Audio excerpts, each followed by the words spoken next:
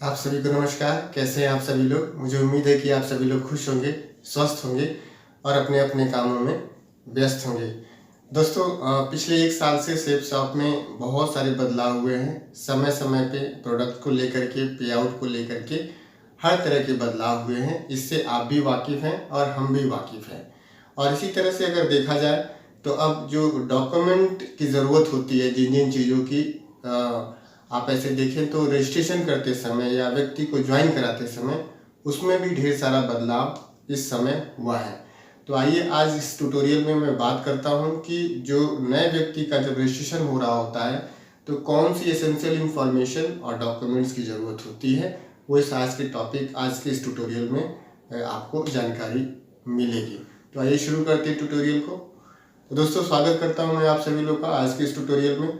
दोस्तों, आप देखेंगे तो सेब शॉप में पहले एक व्यक्ति का आधार कार्ड होता था तो रजिस्ट्रेशन हो जाता था, बात खत्म हो जाती थी। और आप ऐसे देखेंगे तो तमाम तरह की चीज़ें हम ऑफलाइन भेजते थे या मेल करते थे या और सारी चीज़ें बाद में करते थे, वो होती रहती थी। लेकिन अब देखेंगे तो बहुत सारी चीज़ें हैं बदल गई हैं। सबसे पहली चीज़ बदली है रजिस्ट्रेशन करने का जो तरीका है। पहले जो आपका अपडेट प्रोफाइल था या जो अकाउंट प्रोफाइल था वो अलग था, अब दूसरा हो गया है।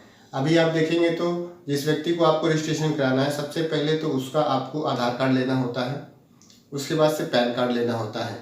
अब होता क्या है कि उसके साथ साथ आपको ये देखना पड़ता है आप वही नाम डालते हैं या वही नाम आपको डालना होगा जो आपके बैंक अकाउंट में होगा। आपके बैंक अकाउंट में अगर गलत है तो आप पहले अपने बैंक अकाउंट के नाम को सही कराइए।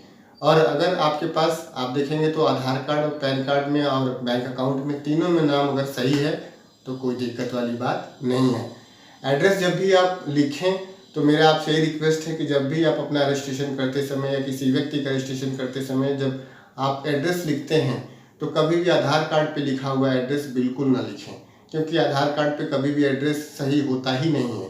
आप उस पर अपने हिसाब से लिखें। मान लीजिए कि आपके गांव का नाम है विलेज, पोस्ट, तहसील, थाना, डिस्ट्रिक्ट, जबकि आप देखेंगे तो आधार कार्ड पे केवल क्या लिखा रहता है वो मुझे भी नहीं समझ में आता है। केवल एक चीज़ सही मुझे समझ में आती है, डिस्ट्रिक्ट समझ में आता है, पिन कोड समझ में आता है, डेट ऑफ बर्थ समझ में आती है, फादर नाम समझ में आता है और अपना नाम समझ में आता है। पता मुझे बिल्कुल भी समझ में नहीं आता है। तो कभी भी अपने हिसाब से डालिए। जैसे कि आपका विलेज है तो VILLAGE, उसके बाद से पोस्ट, उसके बाद से कुछ और जो भी आप डाल सकते हैं डालिए। उसके बाद से नॉमिनी नाम डाल सकते हैं। सबसे बड़ी चीज़ ये है कि KYC पे आपको और ECS पे आपको लकी ड्रॉ विन करने का मौका है। तो मैं आप लोगों से ये भी रिक्वेस्ट करूँगा कि जिस समय आप रजिस्ट्रेशन करें उस व्यक्ति का, उसी समय आप उसका ECS भी कर दीजिए। ECS करने के लिए केवल 2 चीज़ें चाहिए, उस व्यक्ति का IFSC कोड और अकाउंट नंबर, और KYC भी कर दीजिए। KYC कैसे होगा इसका वीडियो मैंने डिस्क्रिप्शन बॉक्स में लिंक डाला हुआ है और बहुत सारे वीडियोस बने हुए हैं। KYC भी आप कर देते हैं, ECS भी अगर आप कर देते हैं तो आपको लकी ड्रॉ विन करने का मौका मिलता है सेब शॉप की तरफ से। आपका नाम, आपकी लॉग ID स्क्रॉल होते हुए वेबसाइट पे दिखाई देती है। सबसे बड़ी चीज़ है। उसके बाद से आप देखेंगे तो सेब शॉप में आने वाले समय में अपना जो मोबाइल नंबर है उसको भी अपडेट करके रखिए, क्योंकि बहुत सारी इन्फॉर्मेशन ऐसी होती है जो मोबाइल नंबर के माध्यम से, मैसेज के माध्यम से आपको मिलती है।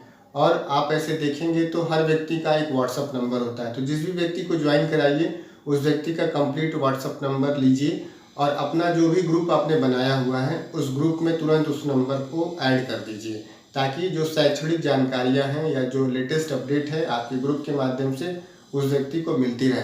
और उस व्यक्ति का अपने ग्रुप में वेलकम कराइए। एक फ़ोटो उससे लीजिए, जो मोबाइल वाली फ़ोटो होती है वो ले करके और उसको अपना ग्रुप में बढ़िया वेलकम कराइए, ताकि उस व्यक्ति की अच्छी एंट्री हो सके आपके ग्रुप में।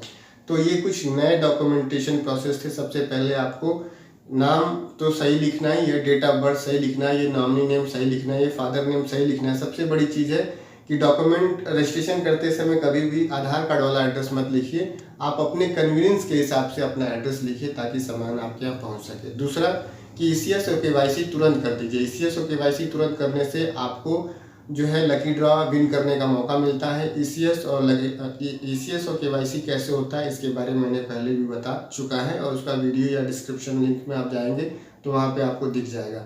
तीसरा, आपसे रिक्वेस्ट है कि उस व्यक्ति का व्हाट्सअप नंबर अपने ग्रुप में ऐड करिए, उस व्यक्ति को अपने व्हाट्सअप ग्रुप में एंट्री कराइए, ताकि आने वाले समय में उसे कोई दिक्कत ना हो।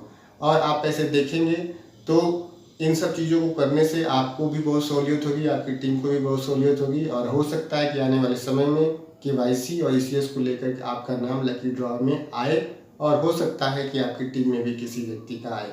तो ये जो लेटेस्ट डॉक्यूमेंटेशन प्रोसेस था, जो पहले से ज़्यादा अपडेट हो चुका है, इसके बारे में मैंने आपको जानकारी दिया। आप सभी ने अपना बेशकीमती समय दिया, आप सभी का बहुत बहुत धन्यवाद। थैंक यू दोस्तों, नमस्कार, wish you all the best and go.